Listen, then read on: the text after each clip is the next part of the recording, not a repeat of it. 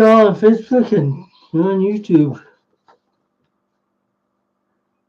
Welcome to the House of Shalom Bible Study. I'm me. Anyway, today I want to talk to you about a testify.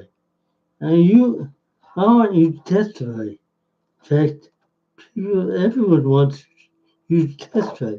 You and you, we all want you to testify. See, the word says Psalm 118:17, the New Living Translation says, I will not die, instead I will live and tell what the Lord has done. I will live to tell what the Lord has done. That tells you one thing right there. If you're not telling what the Lord has done, it's like, what are you living for? Tell what the Lord has done for you, especially for you and for you. Psalm 100 verse 5, the English Standard Version. For the Lord is good. His steadfast love endures forever, and his faithfulness is for all generations. Now,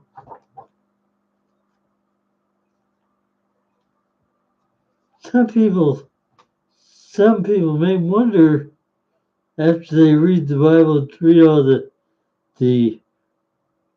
terrible things the Lord has done, and wonder why God did those terrible things if he's so good.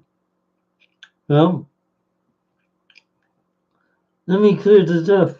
First of all, I'll read Exodus 15:26. That's from the New International Version. He said, if you listen carefully to the Lord your God and do what is right in his eyes, if you pay attention to his commandments and keep all his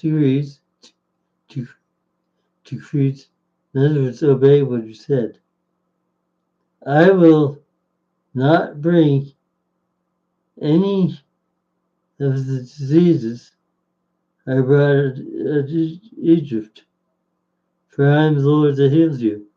In other words, not just healing, but any of the disasters that came on Egypt, God won't let them happen to you.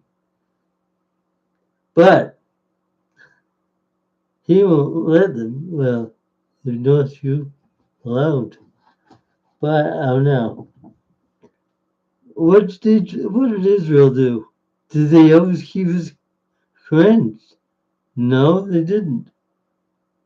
So God simply responded to what he said. He said, if you keep my commandments, I will keep you safe. They didn't keep his commandments, so God didn't keep them safe. That's what he said. Now, in other words, God said, you go against my word, I'm going to go against you.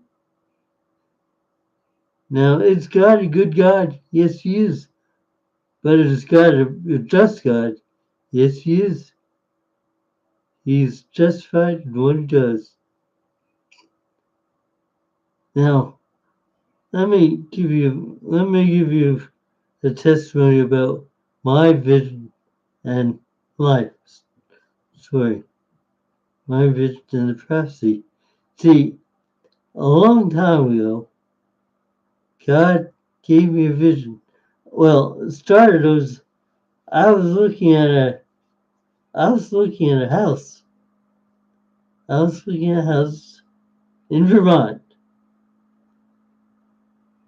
I love Vermont. I was looking at a house in Vermont. I saw a nice, beautiful house with 25 acres. I said, God, what do I need all that land for? So God started vision to me. Actually, it started as a camp, a Christian camp. Then it expanded to a Christian school, probably a camp too, but a Christian school. And so I looked at a farmhouse in Upper Vermont. That was sold. Um, and then I had an operation and things happened, but still, God was not through with me yet. No, He had vision for me. Then God said, "All right, your son will help you in the ministry." Well, that told me three things right then. I'm definitely called into the ministry. I'm definitely getting married. I'm definitely gonna have a son. Three things. But then, then one day in church, and God also sped the ministry, sped the vision, and said, "All right, start at home. Start at home." Well, my home was America, and centralized. I took the map, rulers, center is just north Lyons, Kansas. And center is the landmass of the United States. My home is the United States. Center of the landmass of the United States is Kansas.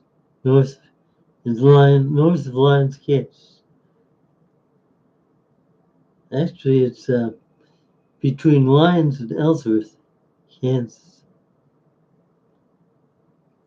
So around Route 4, if anyone is here. And then, well, also one day I was doubled over at church. I felt like I was gonna die, and so as they were praying for me, a prophet came from the back of the room, said, "Winner, said you will not die until all that God has called you to is fulfilled." So you notice the words, "all that God has called you to is fulfilled." He didn't say you got to do it. He said it's going to be fulfilled. That's why I seek to share the vision and get other people involved to help me. Because I don't want to live 120 years. Or the rapture, whichever comes from. I will. Then many times I've been in the hospitals, had doctors say, "Oh, he's gonna die in a few weeks or something like that." No. Last one I had was about 3 years ago. Doctor told my pastor, "I'm gonna die." He said, I give this guy a few days to live." Huh? Well, he knew. I'm still alive. But you see, well, my pastor is part of the vision. Part of the vision. See, my pastor's vision, personal vision, and mine, they go together. So we joined hands with each other's vision. We're both partners with each other. Um, I've got a letter. If you go on my website, the BREADMIN.org. Up in the corner, we find a letter from, in a red box, says letter from Paul Winter, Pastor Winter. Read that letter, and it explains something about the ministry, about the vision. So now, I know for a fact that you have a vision, have a ministry, or have a testimony. You all have a ministry too, but you have a testimony, and that testimony can save a lot of people. Can be your ministry, and tell what God has done in you, for you, through you, and about you, with you. That would be great. If you would like to write it down, share it with me, go to each comment on this page, whatever, or go to breadman.org and go to the contact page and write the testimony down.